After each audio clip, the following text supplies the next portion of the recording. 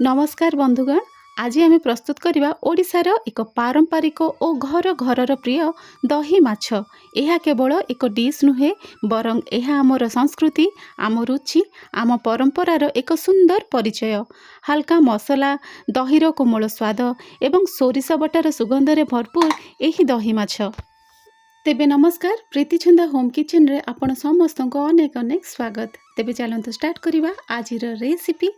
तो शेयर करिया पूर्व मु आपण मानक संगे गोटे छोटिया स्मृति, बहुत ही सुंदर स्मृतिटे आपण मानक संगे शेयर करछि। गला थर मु दही माछ बनैथिली, किंतु वीडियो पूरा शूट कर पारलेनी जेहेतु बहुत सारा गेस्ट आस जाइथिले सेमानक पई बनैथिली। किंतु दही माछ ने एते समस्त को एते पसंद आसला जे मो स्वामी को भाग को मात्र गोटे पीस पड़ला। से मते नेक्स्ट टाइम कहले जे मो माछ आनिबे मो पई केवल तमे दही माछ बनैबो।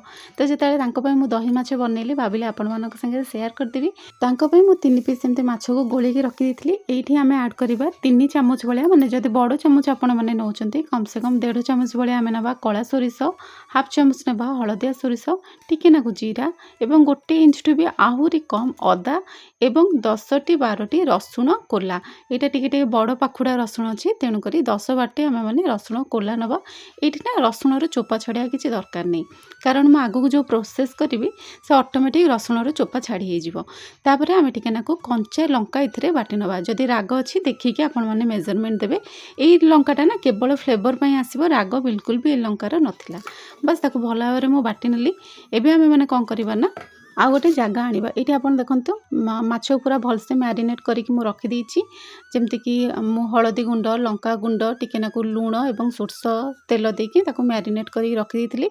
एबे जो आमे सोरस मसला को भल भाव में बाटी सारछे, एबे कौन करवा ना आमे 2 चामच खंडे सोरस मसला नबा। मु एथि बहुत क्वांटिटी रो सोरस मसला बाटिली, कारण आपण माने आगुरु देखिले जे अलगा माछ तरकारी मु करिवे सोरस मसला, किंतु तेनु करी दही माछ पई 2 चामच भलिया मु नै गली से मसला बटा एवं से टिके नाकु ना एम नॉर्मल पानी ऐड कर देली। कौन पे पानी ऐड कली मु आगो कहबी।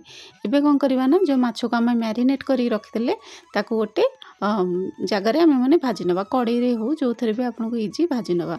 ये देखंतु एबे कौन करवा आम पूरा सीम आंच करदे। पूरा सीम आंच करके एपटू 2 मिनिट एवं सेपटू 2 मिनिट करके माछ को आम मैंने भाजवा। दही माछर सबुठ मेन स्पेशलिटी होची दही माछ को ना अलगा माछ भाया एकदम पोड़ पोड़ भाया पुड़पुड़िया जमी भाजती ना सेमिति भजा हुए, माने डीप फ्राई हुए। ताको ना एपट सेपट कर हल्का हल्का टिके भाजती, माने एपटू 2 मिनिट सेपटू 2 मिनिट। केवल आम भाजवार कारण यह जे इथर जो स्मेलटा आमिष स्मेलटा जमी पलैब। बहुत जन अच्छा तो ऑथेंटिक वे जब आम मैंने करिया तो माछ तो बिल्कुल भी भजा हुए, डायरेक्ट मसला पड़े, किंतु एबे को भाजुंट जेहेतु बहुत आमिष स्मेल आसे। तो ये देखो मुझे गोटे फ्रेश दही नहीं जाइली, गोटे डंकी जोटा आम डाली चटू जोटा आमर थाए ना डाली डंकी सेटा नहीं जाइली। से टिके नाकु गोलमरिच गुंड पकई देइथिली। एबे कौन करवा ना 3टी माछ पई मो गोटे डंकी नेली दही, फ्रेश दही, खट्टा जमी बिल्कुल भी होई नथबो। राति रे दही बसिले ता पर दिन ये प्रोसेसटा करेंगे, ना फ्रेश दही नहीं कि आसबे। दही भल भाव में मैंने फेंटी दवा। दही के फेंटिबा मोस्ट इम्पोर्टेंट। तापर जो सोरस मसला रे मु टिके पानी ऐड करली आपण देखिथे। तो सोरस मसला को ना आम एमती गोटे छणारे छाणीदेवा। कौन पे छाणीबा, जदि एमती आम छाणीदेवा ना तार जो सोरस मसला आ से जो रसुणर चोपा सोरिषर सब चोपा बाहर जीव। जदि आम आपको न छाणीबा तेबे आमर बहुत भय रही थाए आमर जमी दहीटी फाटी जीवार। तेणुक जिते स्मूथ आम मैंने बनैबा ना दही फाटिबार चांसेस पूरा 99% कमी जाए। भल भाव में फेंटिबा जेपर्यंत गोटे दही बबल्स भाया किसी आसीनी। भल भाव में फेंटी सारे। एबे आम कौन करवा गोटे चामच आम मैंने सोरस तेल नहीं जावा। यहाँ साधारणतः सोरस तेल ही हुए, कारण तार टेस्टा सोरस तेल ही आसे। जदि आप सोरस तेल खाऊना रिफाइन तेल ने। तो ये देखूँ ना मुझे गोटा मसला नेली, जमीती कि गोटा गोलमरिच गुंड, दालचीन, तापर आम जोटा रखी थे ना गुजराती को छेचिकी, बस से गुजराती आम मैंने नहीं जावा। देखो मो माछर क्वांटिटी हिसाब से नौची किसीटा यहाँ ना एमती स्लाइस कर काटी नहीं मु लंका को एमती साइज करी काटी नहीं। ये देखो गोटे मु नहीं जाइए जो चक्री फुलर गोटे पाखुड़ा नहीं जाइए भल बास्ना आसापी। तेजपत्र, लवंग, गुजराती, दालचीन जहाँ आपण मैंने देखिले, भुरसुंगा पत्र, ये सब जहाँ आपण मैंने देखिले युड़ा मुझे सब नहीं जाइए। प्रथम कौन करिया टिके सोरस तेल आम सोरस फुटे देकी भुरसुंगा पत्र और गोटा मसला जहाँ थिला, तेजपत्र जहाँ थिला, लंका जोटा आम काटी रखिले से सब ऐड करवा।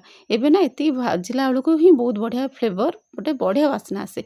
सांगे सांगे दही ऐड करवानी, आम प्रथमे ना ଟିକେ नाकु 2-4 चामच भाया प्रथमे पानी दबा ताकू पूरा टेम्परेचर जोटा हाई टेम्परेचर थी ताकू टिके लो सेमती होपर आम आड करवा जोटा दही को आम गोलैकी रखीदे पूरा टिके नाकु बबल्स भाया बाहर था दही को गोलैकी तुरंत ही एमती माने घांटा पूरा सीम आंच करदे यहाँ ना सीम रे ही कुक हुए जमा हाई फ्लेम रे कुक हुए भल भाव एमती फेंटिया द्वारा कौन हम ना आम दहीटा ना आ फाटबनी तो ये पतला देखा जेहेतु आगू को ये सोर्स मसला पड़ी ना से बहलिया ऑटोमेटिक हो स्वाद अनुसार आपण मैंने लुण ऐड करदे एबे फुटिया छाड़देवे आउ यही समय ना एत बढ़िया बास्ना आसे आपण मैंने जिते प्रस्तुत करेंगे बास्ना ही आपण मन भरीज पूरा टिके ना कौन करवा धनिया पत्र ऐड करवा जदि धनिया पत्र ना स्किप करदे किसी असुविधा नहीं ऑलरेडी से बास्ना आसी जाए भल भाव फुटीगला आम मैंने कौन करवा 5 मिनट जाए टिके नाकु फुटेवा देखो तो बिल्कुल भी फाटबनी आपण मैंने डरवे ना जे दही फाटिज जमा फाटबनी ये प्रोसेस कले फाटबनी 5 मिनट पर